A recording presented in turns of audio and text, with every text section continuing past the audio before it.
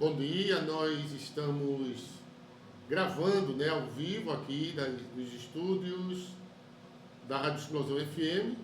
A gente vai gravar os programas, as pessoas pedem, por que parou, porque não tem, tivemos aquele hiato, aquele momento em que ficamos sem a rádio na FM, ficamos só no aplicativo e estamos voltando, certo? Então você vai nos acompanhar, tá? Vou fazer naturalmente, não adianta a gente maquiar dentro da nossa realidade.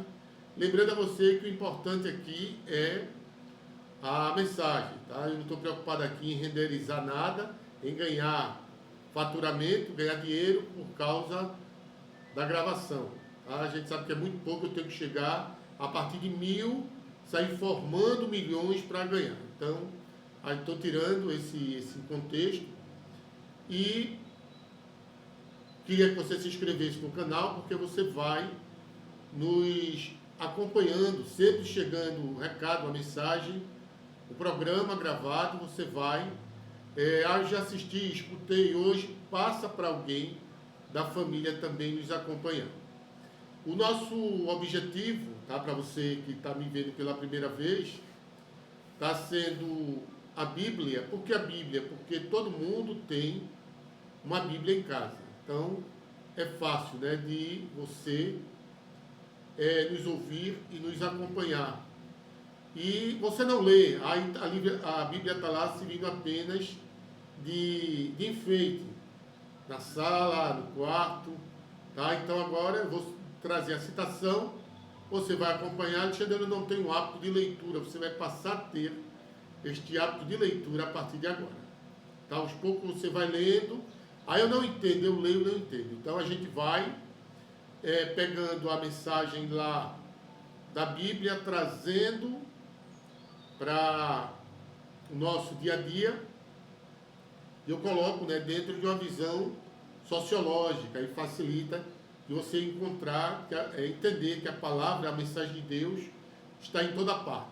Está em toda parte, todo dia, toda hora. Aquilo que a gente fala aqui, se você tomar uma atitude de perguntar, antes de qualquer iniciativa, de qualquer atitude, de qualquer revide, perguntar a si mesmo, Jesus faria o quê no meu lugar? Então acho que aí, amigo, você já começa a entender o papel da sua religião na sua vida. Tá bom? Antes de eu começar, tem aqui o recado do irmão Edmilson. Bom dia, Edmilson. Irmão Alexandre, a paz do Senhor, que Deus lhe conceda uma ótima semana. Siga em frente. Você pode mandar a sua mensagem, o seu recado para o nosso WhatsApp 98588-5008. 98588-5008. Pode mandar a sua mensagem, mandar a sua sugestão de tema para a gente conversar. Pode mandar a sua crítica construtiva, claro, aquilo que constrói é muito bom. Agora, lembrando, veio com a história da patifaria, da brincadeira, aí a gente vai pular, vai ignorar e vai bloquear, porque eu acho que a finalidade aqui é abraçarmos a todos, sabe, sem nenhuma distinção. Pronto, você pegou aí a sua Bíblia, deixa eu dizer aqui qual é a mensagem de hoje. Nós estamos em Mateus,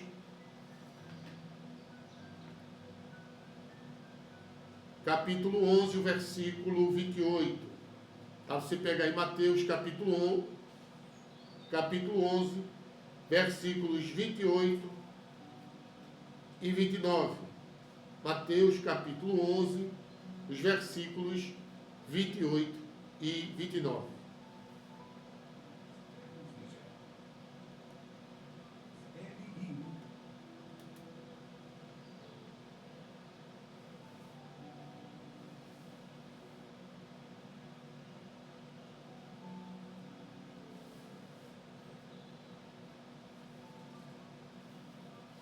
Bom, este capítulo, ele fala do jugo de Jesus. Ele diz que naquele tempo, são as palavras de Jesus, disse: graças te dou, ó Pai, Senhor do céu e da terra, que ocultaste estas coisas aos sábios e entendidos, e as revelastes aos pequeninos. Sim, ó Pai, porque assim te aprove. Todas as coisas me foram entregues por meu Pai, e ninguém conhece o Filho, senão o Pai, e ninguém conhece o Pai, senão o Filho, e aquele a quem o Filho quiser revelar. Eu mandei você pegar os versículos 28 e 29, tá? Então eu estou antecipando aqui para que você entenda. O 28 diz: vinde a mim, todos os que estáis cansados e oprimidos, e eu vos aliviarei. Tomai sobre vós o meu jugo e aprendei de mim, que sou manso e humilde de coração, e encontrareis descanso para as vossas almas, porque o meu jugo é suave e o meu fardo é leve. O meu jugo é suave e o meu fardo é leve. Esta mensagem de Jesus, ela é bem atual, né, a nossa realidade, porque eu não acredito ninguém na face da terra que não carregue lágrimas de sofrimento, lágrimas de tristeza, lágrimas de desilusões, pessoas marcadas e manchadas por problemas de ordem espiritual, de ordem material, de ordem familiar. E tudo isso se torna uma carga para nós, porque muitas vezes estamos levando a sério o nosso projeto de vida, e as pessoas que estão ao nosso redor, elas não entendem.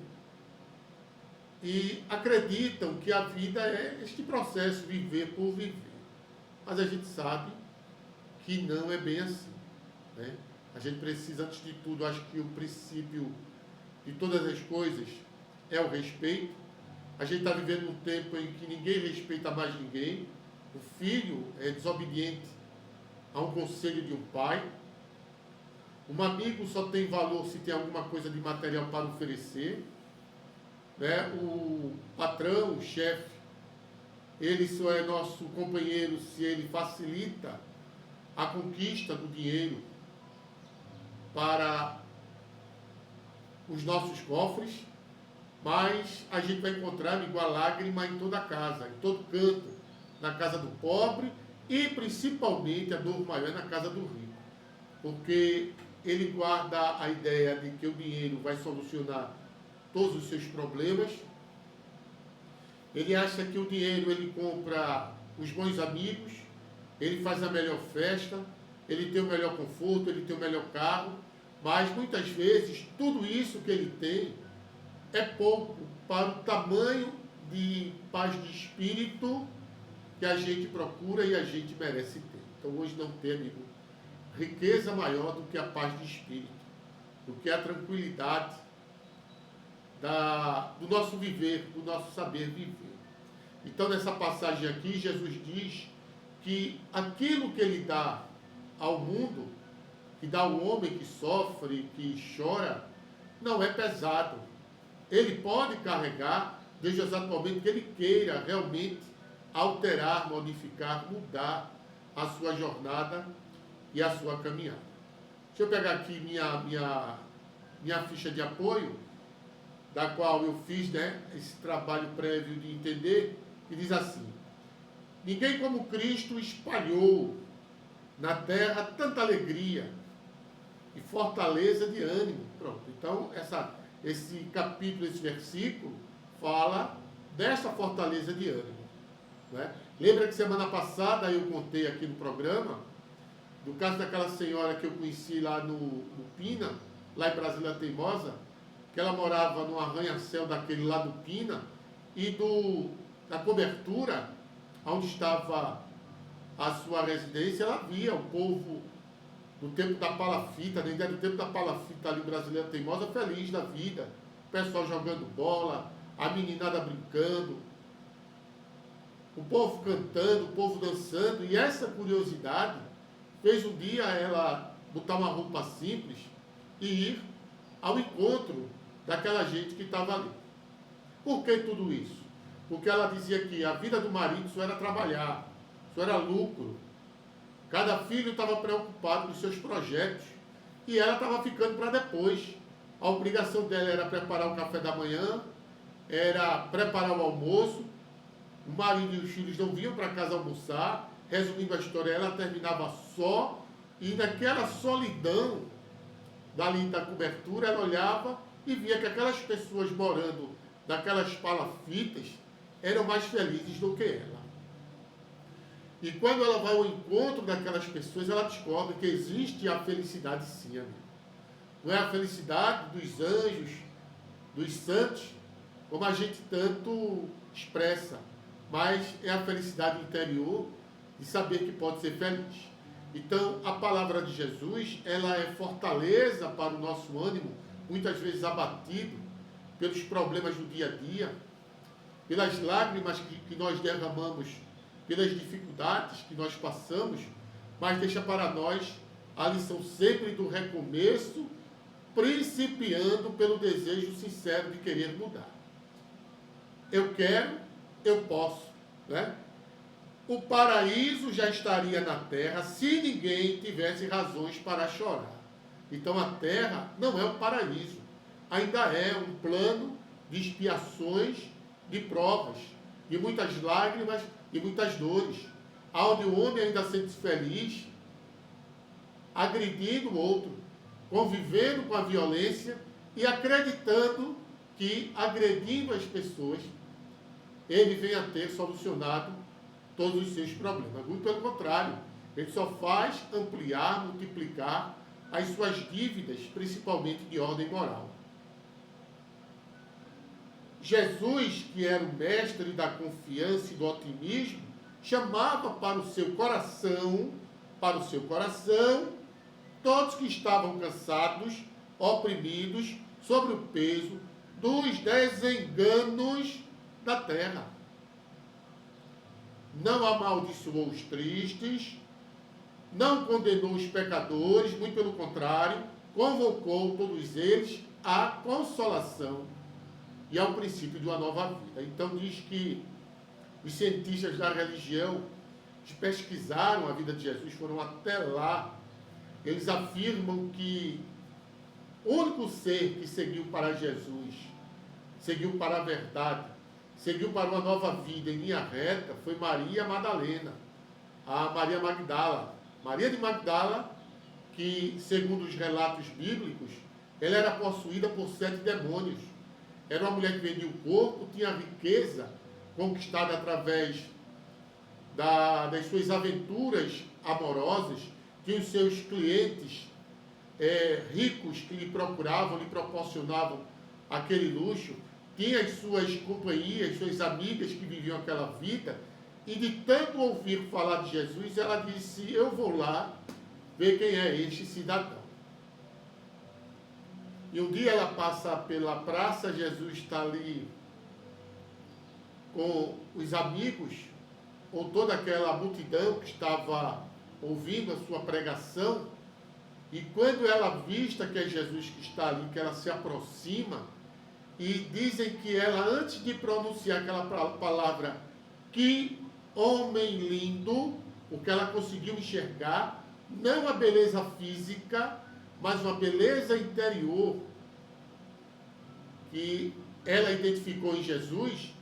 E quando ela olhou para Jesus, que sentiu aquela vontade de dizer, que homem lindo, quando ela disse que no pensamento, que Jesus levantou o olhar na sua direção, e o olhar penetrante, energético, cheio de energia de Jesus, tomou conta daquela mulher, que naquele momento, questão de frações, de segundos, ela teve uma revisão imediata da sua vida, de quanto ela era uma pessoa enganada pelas coisas do mundo.